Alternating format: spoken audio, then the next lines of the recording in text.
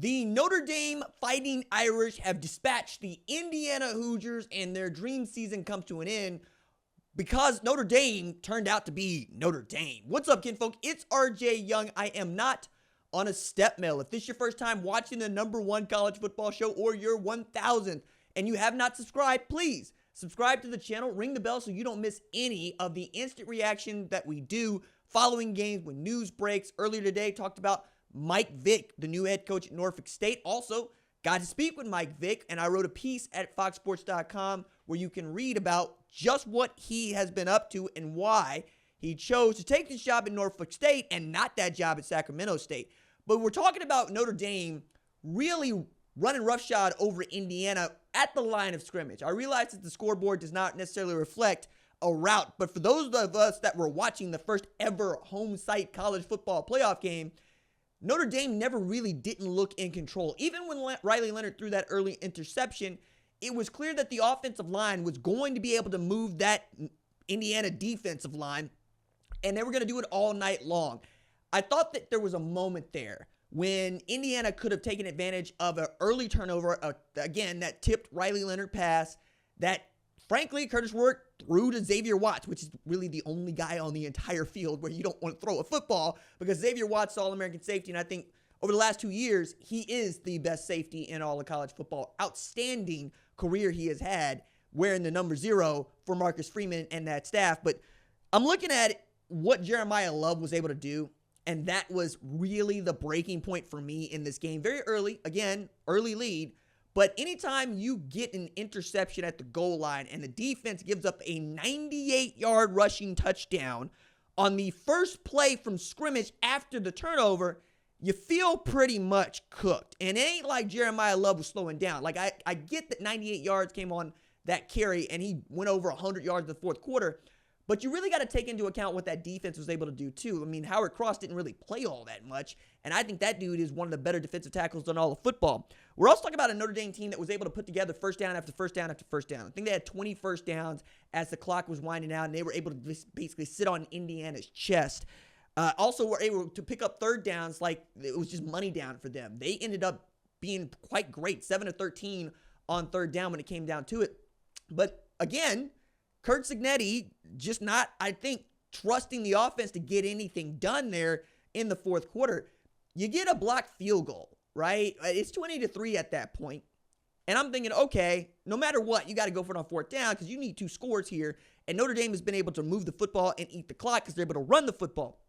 When he elected to punt, I kind of felt like I'm sure many Indiana fans felt like, what gives here? What the hell? Do you really think that we're going to get the ball back with enough time to score twice?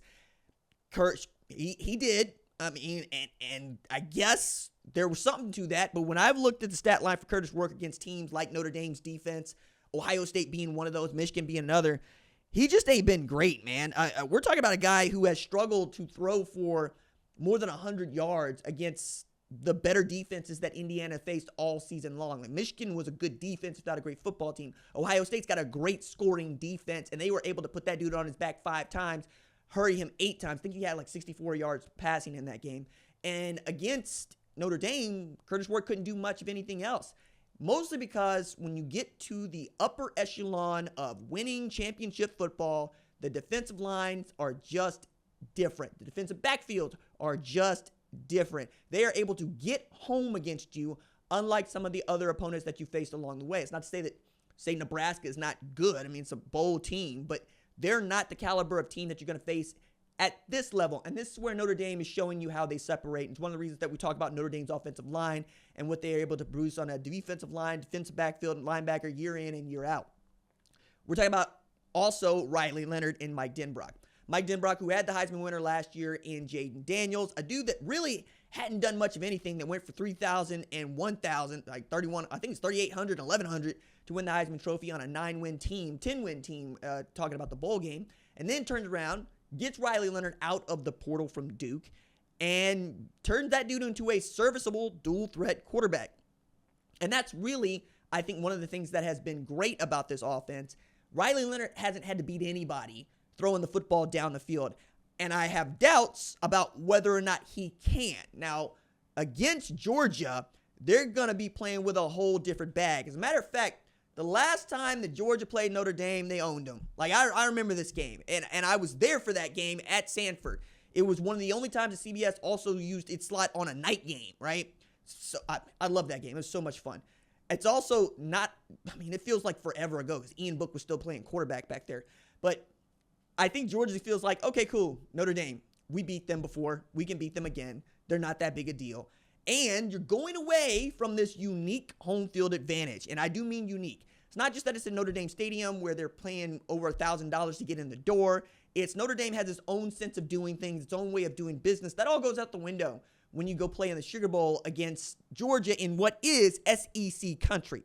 There are no Notre Dame fans like this in Indiana like there are in the Sugar Bowl. Like, when you go play in Louisiana, you know what time it is. If they're not rooting for LSU, they're rooting against you. It ain't that they're rooting for Georgia, it's that they're rooting against you. Because when it comes down to it, that league has decided it's going to be about itself. It's going to be about the SEC is better than everybody else and everything else. And Notre Dame being an independent rubs some of us the wrong way because Notre Dame got an extra week off. Okay? Notre Dame got the bye week that Georgia got because they didn't play in a conference championship game. And we haven't talked as much about that, Al, them not playing a conference championship game and them getting the bye week that isn't playing a conference championship game and them getting a top seed where they get to host somebody. Come on, man. It feels like they're the billionaire that gets a tax break. What for? Why? But on the other hand, I'm talking about Marcus Freeman, who gets a win in the college football playoff, and I believe is on a short list of being one of those comers that we're going to have to just deal with under the age of 40. Like, he and Dan Lanning, both 38 years old, they could end up playing against each other in the national championship game. A lot of things got to go Notre Dame's way. A lot of things got to go Oregon's way for that to happen. But when they went up 27-3 with about 5 minutes left to play, the game was over, right? And it was over before Indiana could get the ball back. But now you need 3 scores with an offense that can't move the football against a Notre Dame defense that was giving up nothing. I mean, we're talking about just under 50 yards rushing as they get the ball back. And we're also talking about a Notre Dame defense that never had to face Notre Dame offense and never had to face a fourth down. You don't need much out of your wide receivers when your defense has just been this dominant. And that will be the story, I think, going into the Sugar Bowl. Can that dominant Notre Dame defense give Gunnar Stockton some looks, some feels that he has not seen in years? Because remember, the last time this dude started a football game, he was in high school. But he's going to be talented, and they're going to be great on their offensive line. We'll see what the defensive line can do. But we also know that Georgia defensive front is as good, if not better, than that Notre Dame defensive front, and that might be the difference. So as we are thinking through what a Notre Dame-Georgia game is going to look like now that we've got at least one of these games set with 3 more left to play on Saturday, Penn State, SMU, of course, Ohio State and Tennessee, and then Texas and Clemson, I think Notre Dame ought to feel good about what they were able to do, right? I think when you get 200 yards passing and you get over 100 yards on the ground from one tailback, you're doing pretty damn good. I also think that a Notre Dame offense that puts up 400 yards is a Notre Dame offense that you think you can win football games with against anybody you play with this defense playing like it is. Shout out to Mike Denbrock and Al Golden. Al Golden, who is a Broyles Award finalist this year for the kind of offense and defense that they have fielded and playing against a plucky Indiana that we thought was really good, who made their first leap to the college football playoff, but hey, they are like Icarus. They got a little too close to the sun once again, and you found out the limits of what a 6th-year starting quarterback like Curtis Work can do and a 7th-year running back like Tyson Lawton can do for you. Sometimes you just need to be more talented so that you can separate down the line. But great season for Indiana, better season for Notre Dame, and I can't wait to see what the rest of the weekend brings.